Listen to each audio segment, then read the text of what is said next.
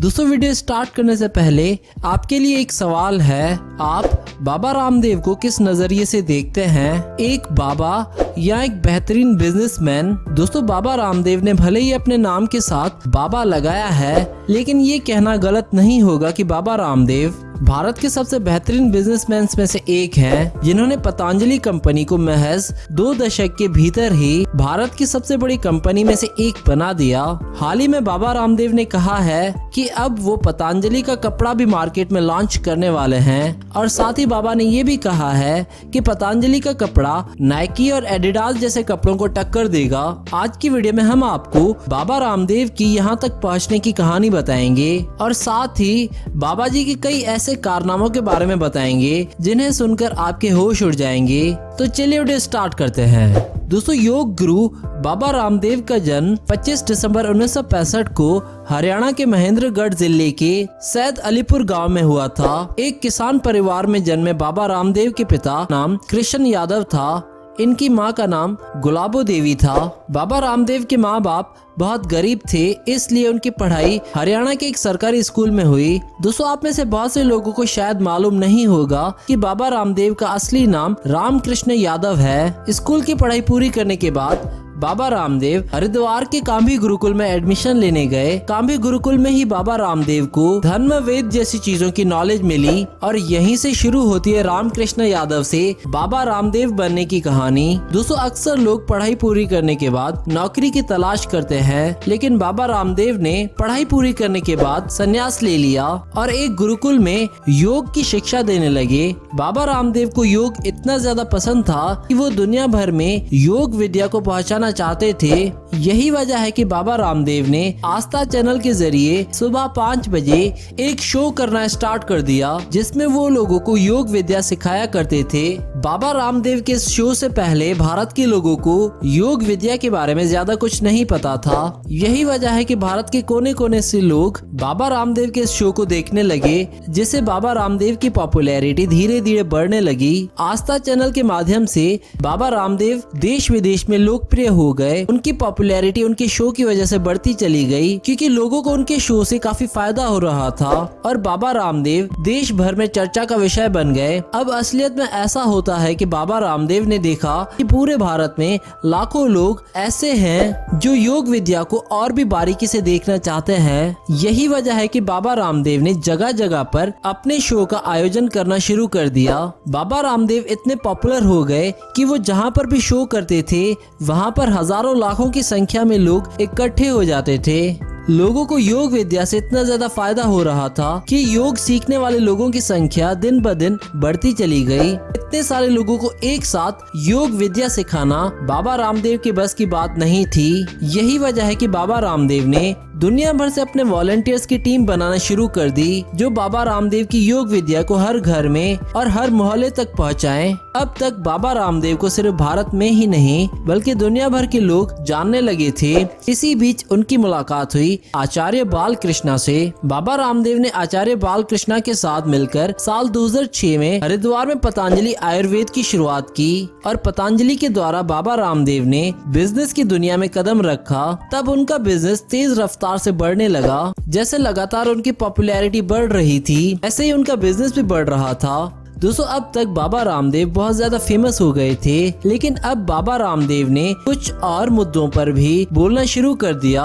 यही वजह है कि जिस बाबा रामदेव को हर कोई पसंद करता था, अब उनके हेटर्स भी बढ़ने लगे। दरअसल बाबा रामदेव ने भारतीय जनता पार्टी और आरएसएस की तरफ झुकाव वाले बयान देना शुरू कर दिए। यही वजह है कि जो लोग भारतीय जनता पार्टी को फॉलो नहीं करते थे, वो लोग बाबा रामदेव को नापसंद करने लगे।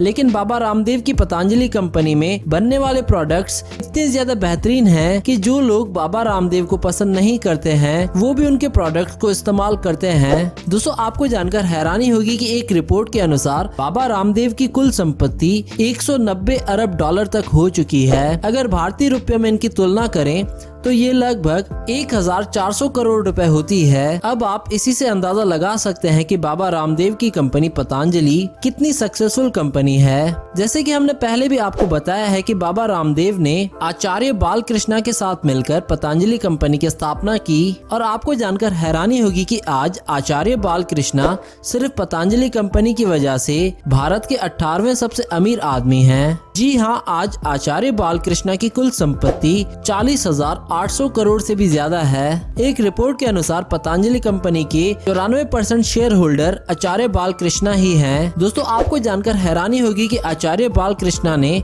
अपनी शिक्षा एक गुरुकुल में ली थी, लेकिन इसके बावजूद भी आज आचार्य बालकृष्ण एक फेमस कंपनी के सीईओ हैं। जी हाँ दोस्तों, पतंजलि कंपनी की तरफ से आचार्य बालकृष्ण को सीईओ बनाया गया है। दोस्तों, आज के समय में करोड़ों की कमाई करने वाले बाबा रामदेव का कहना है कि किसी कंपनी को सफल करने के लिए सिर्फ एडवर्टाइजमेंट की जरूरत नहीं होती है, बल्कि अगर किसी कंपनी का प्रोडक्ट बेहतरीन है तो वो कंपनी खुद ही मार्केट में सबसे तेज दौड़ने लगती है। और ये बात बिल्कुल सच भी है। आपने देखा होगा कि पतंजलि के प्रोडक्ट्स को लोग इतना ज्यादा पसंद करते हैं कि लोग खुद ही एक दूसरे को पतंजलि के प्रोडक्ट्स इस्तेमाल करने का सजेशन देते हैं। आपने देखा होगा कि पतंजलि कंपनी के किसी भी प्रोडक्ट का एडवर्टाइजमेंट बिल्कुल कम होता है। दोस्तों, आजकल आपने ये भी देखा होगा कि किसी छोटे मोटे प्रोडक्ट को भी एडवर्टाइज करने के लिए कंपनीज किसी सेलिब्रिटी को हायर करती है, लेकिन पतंजलि जो कि भारत की सबसे बड़ी कंपनी में से एक है, वो किसी भी सेलिब्रिटी का इस्तेमाल अपनी कंपनी के एडवर्टाइजमेंट के लिए नहीं करती।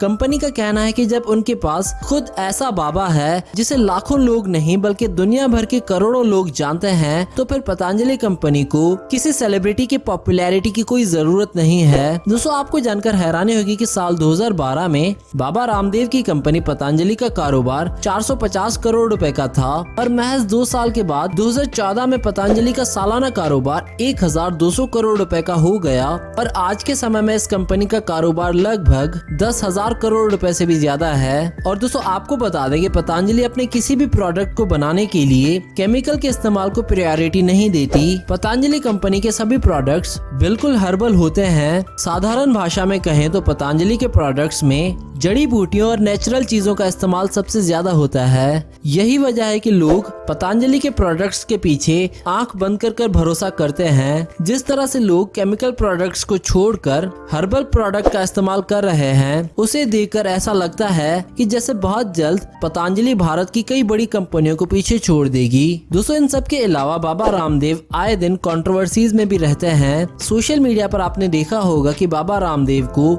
एक तरफ जहां लोग लाखों की संख्या में पसंद करते हैं, वहीं कुछ लोग ऐसे भी हैं जो बाबा रामदेव को बिल्कुल भी पसंद नहीं करते। और इनकी सबसे बड़ी वजह यह है कि बाबा रामदेव का राजनीति में ज्यादा झुकाव है। बाबा रामदेव खुलकर अपनी बात बोलने के लिए भी जाने जाते हैं। वो अक्सर देश के हर मुद्दों के बारे में अपनी स्टेटमेंट देते रहते हैं। दोस्तों, बाबा रामदेव के बारे में एक खबर ये भी है कि उनके ऊपर आरोप लगाया गया था कि वो अपने गुरु को गायब करवा दिए हैं। जी हाँ दोस्तों, बाबा रामदेव के एक गुरु थे जो अचानक से लापता हो गए, और उनके बारे में आज तक कुछ नहीं पता चल पाया। और कुछ लोग ऐसा आरोप लगाते हैं कि इसके पीछे बाबा रामदेव का हाथ है। अगर आप इसके बारे में और डिटेल्स में जानना चाहते हैं तो हमें कमेंट करके जरूर बताएं। दोस्तों, अगर बाबा रामदेव की पर्सनल लाइफ की बात करें तो वो काफी साधारण जिंदगी गुजारते हैं। अगर इनके घर की बात करें तो वे घर में एयर कंडीशन का इस्तेमाल बिल्कुल नहीं करते। बाबा रामदेव के कमरे में लग्जरी बेड नहीं लगा, बल्कि वो जमीन पर सोना पसंद करते हैं। हालांकि ये कहा जाता है कि बाबा रामदेव को कारों का बहुत शौक है, इसीलिए उनके पास एक रेंज रोवर है जिसकी कीमत है 80 लाख रुपए, और वे अक्सर इसे चलाते हुए नजर आते हैं। तो दोस्तों, आपके क्या विचार हैं बाबा रामदेव को लेकर, हमें कमेंट करके जरूर बताएं।